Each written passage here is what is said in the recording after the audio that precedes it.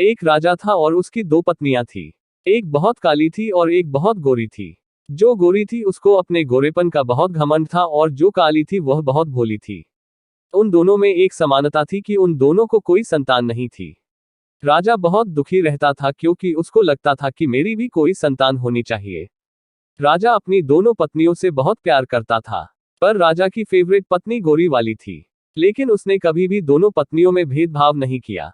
राजा की जो गोरी पत्नी थी वह बहुत घमंडी और झगड़ालू थी। घर के सब काम राजा की काली पत्नी से करवाती थी और वह बेचारी सब काम कर लेती थी पर राजा को कुछ नहीं बताती थी। एक दिन राजा की दोनों पत्नियों का बहुत बड़ा झगड़ा हुआ और राजा की गोरी पत्नी ने काली पत्नी को महल से निकाल दिया। काली रानी ने राजा को सारी बातें बताई और राजा उसे कहने लगा कि मैं तुम्हारे लिए अलग महल बना दूंगा, तुम उस महल में रहना। फिर राजा ने महल के सामने छोटा महल बनाया और उस घर में काली रानी को रहने बोला। एक दिन राजा दूसरे राज्य में घूमने के लिए जा रहा था तो उसने अपनी दोनों पत्नियों से कहा कि तुम दोनों को क्या क्या सामान चाहिए, मुझे बता दो, मैं तुम दोनों के लिए लेकर आऊंगा। तब राजा गोरी पत्नी के पास गया और उसे कहने लगा कि तुम्हें बाजार से क्या चाहिए। तो वह बोली, मुझे मेकअप का सारा सामान चाहिए। फिर वह काली पत्नी के पास गया और उसे कहने लगा कि तुम्हें बाजार से क्या चाहिए। फिर वह राजा से बोली कि मुझे एक छोटा बंदर चाहिए। वह बोला कि ठीक है, मैं लेकर आऊंगा, कहकर राजा वहां से चला गया। अगले दिन राजा दूसरे राज्य गया और उसने वहां से सारा सामान ले लिया और अपनी दोनों पत्नियों को उनका सामान दे दिया। राजा की काली पत्नी उस बंदर को देखकर बहुत खुश हो गई। वह बंदर उस रानी का सारा काम करता था, उसके साथ खेलता भी था।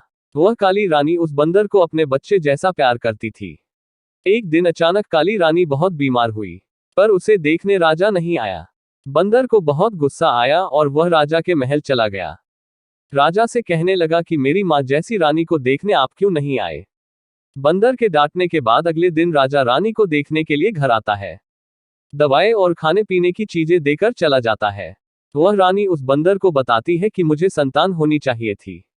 वह बंदर उस रानी को बोलता है कि आप टेंशन मत लो, आपको संतान जरूर होगी, मैं भगवान से प्रार्थना करूंगा।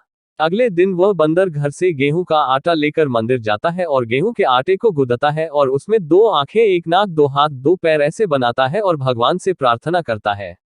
भगवान उस बंदर की प्रार्थना सुनकर उस आटे के गोले को एक छोटा बच्चा बना देते हैं और वह बंदर उस बच्चे को देखकर बहुत खुश हो जाता है। बच्चे लेकर काली रानी के गोद में दे देता है। काली रानी उस बच्चे को देखकर बहुत खुश हो जाती है, बंदर का शुक्रिया करती है। राजा को खबर मिलती है कि काली रानी को बच्चा हो गया। राजा बहुत खुश हो जाता है, उसकी खुशी का कोई ठिकाना नहीं रहता। ढोल नगाड़े लेकर रानी के घर जाता है, उसे महल आने के लिए कहता है। काली रानी खुशी से अपने बच्चे को लेकर महल जाती है और राजा उस गोरी रानी को घर से निकाल देता है और काली रानी को अपने पास रख लेता है।